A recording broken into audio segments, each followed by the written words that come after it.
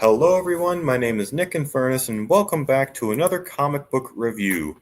When it comes to the MCU in 2024, it was overall a pretty barren year for the franchise, especially when compared to what came before and what's about to come here in 2025. It started out pretty decently with Echo, which was fine in its own right, but felt like it left a lot to be desired when it comes to the titular Maya Lopez. Then we got Deadpool Wolverine, which was a fantastic hit that quickly became one of my favorite movies of the multiverse saga. And most recently, before the subject of this review, we got Agatha All Along, which reviews and opinions were a little all over the place. Mostly it was pretty positive, but I found that I liked it a lot more upon reflection than actually watching the show.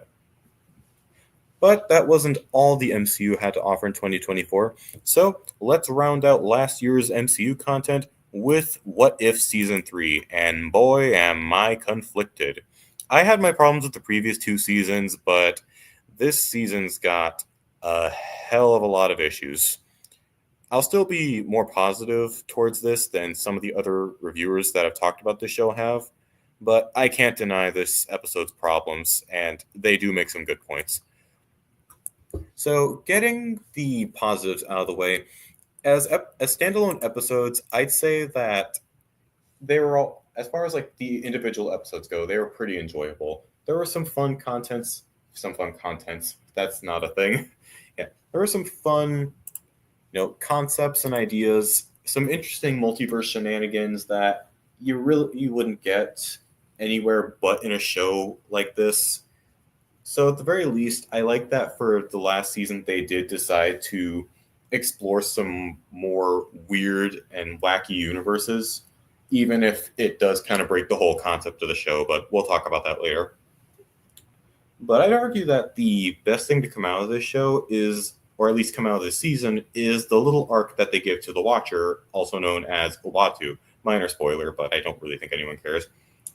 Yes. Basically, his whole story and arc is that he wants to experience more from his existence than just watching events unfold throughout all these different universes. So he starts interfering in minor ways, but eventually gets caught and gets in trouble with the higher ups of whatever you call his occupation. I like that it gives some more depth to the character that's sort of meant to be the anchor point for this entire show.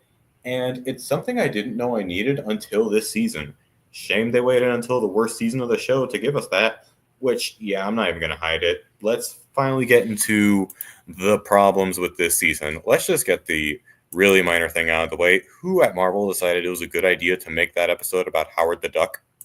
So let me reference the montage that they show off at the end of episode 8. All the different multiversal characters that they could have done episodes on instead of Howard the Duck. They could have done Maestro as the Sorcerer Supreme. They could have done Man Spider.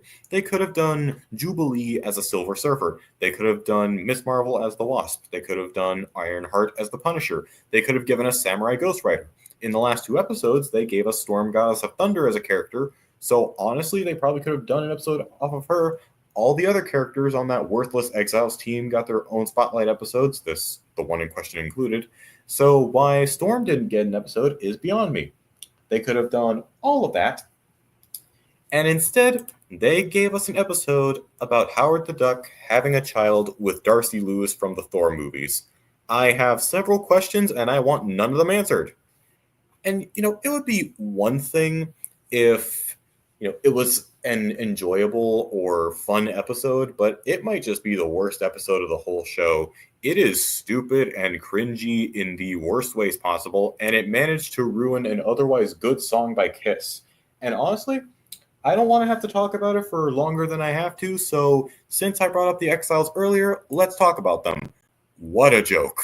Good Lord, what a joke. So let's run down the members. You have the only interesting member and the only one to not get an episode, Storm Goddess of Thunder. You have two original characters, Kahori and Birdie the Duck. Yes, that really is her last name, the Duck, who have no background outside of this show, so frankly, as far as I'm concerned, aren't worth caring about. And then you have the most overplayed episode in the entire MCU. No, I will not be taking any arguments in favor of Captain Carter. Thanks. Like, I just want to know, what exactly is it about her that makes her so special that they feel the need to keep bringing her back in this series over and over again? Her whole appeal in season 1 of What If was that she was that first Captain America movie, the first Avenger, if Peggy took Steve's place. That was her whole appeal, that she was that movie, that time period, through her lens. And she did well in that role. Hell, she did pretty good in the Multiversal Avengers or the Guardians of the Multiverse. I also liked her cameo in Multiverse of Madness, and I've got nothing against Peggy Carter as a character or Haley Atwell as an actor. But she's a gimmick. Captain Carter as a character is a gimmick. She's not the kind of character that you can bring back over and over again. Hell, I was even fine with her getting a sequel episode, but that's really all she should have gotten. Because again, she is a gimmick. And the more they bring her back, the more tiresome she gets. And again, the only other characters in this little team are 2 OCs, original characters, if you don't know what that means. Who am I kidding? Everyone who most of the people who watch this channel are FNAF fans. Of course they know what OCs are. But yeah, the other two of the characters are original characters that have no grounds outside of the show, and an actually interesting character who, instead of giving her own spotlight episode, Marvel decided to give us Howard the Duck having a kid with a human. No, I will not be letting that go. But honestly, as much as I want to rant about the Exiles and how stupid of a team they are, honestly, I'm not even that upset about them compared to the actual big problem with this show. And that's that this is the season that strays the furthest away from the what if concept.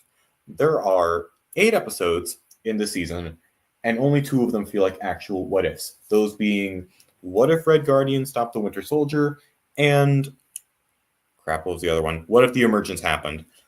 Those probably aren't the exact names one-to-one, but you know which episodes I'm talking about. At least in those episodes, it's clear what the change is. It's clear where the what if comes into play.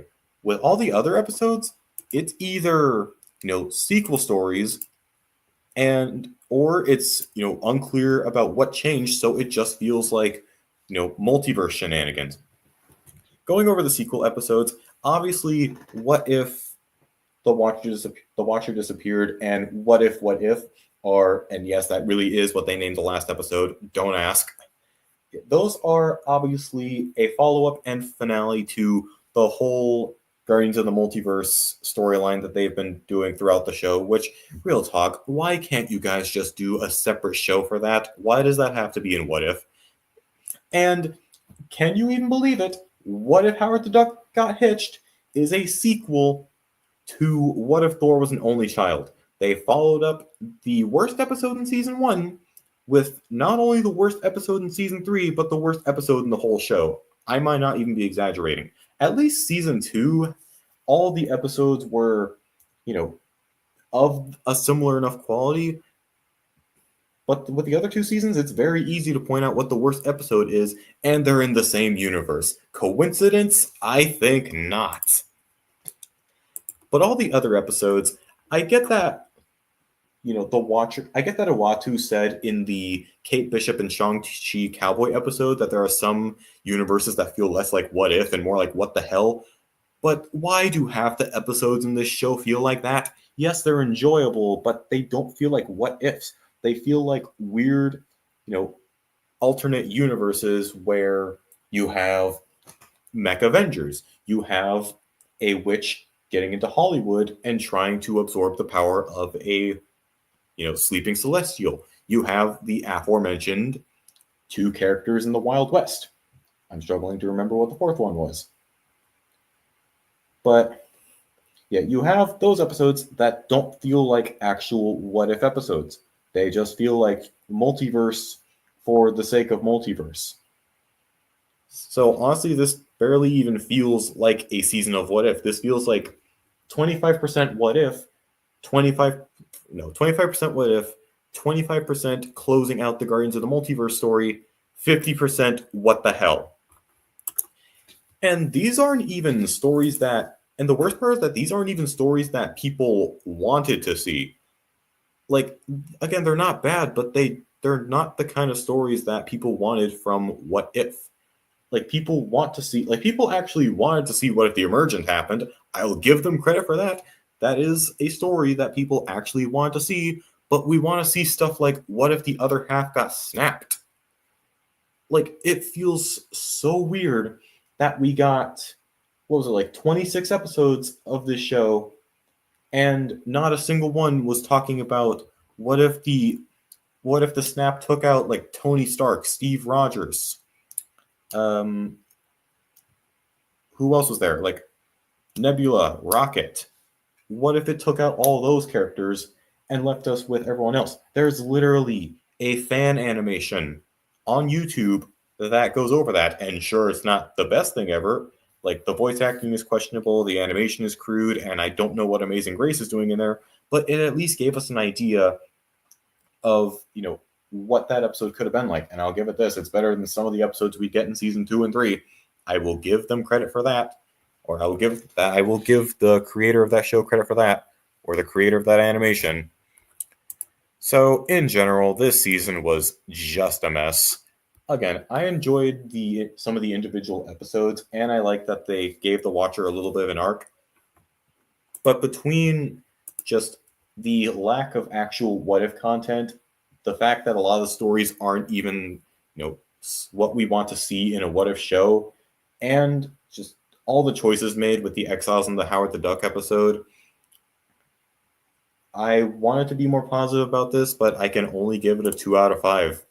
I know that might sound harsh because the issues don't sound that bad, but when a season of your show starts deviating from the overall concept, you've lost the plot completely. Again, I enjoyed it, but even I can't deny that this season had some serious problems. But anyways, guys, that's going to be it for my review of What If Season 3. If you like and subscribe for more fun content, I'll see you guys in the next video.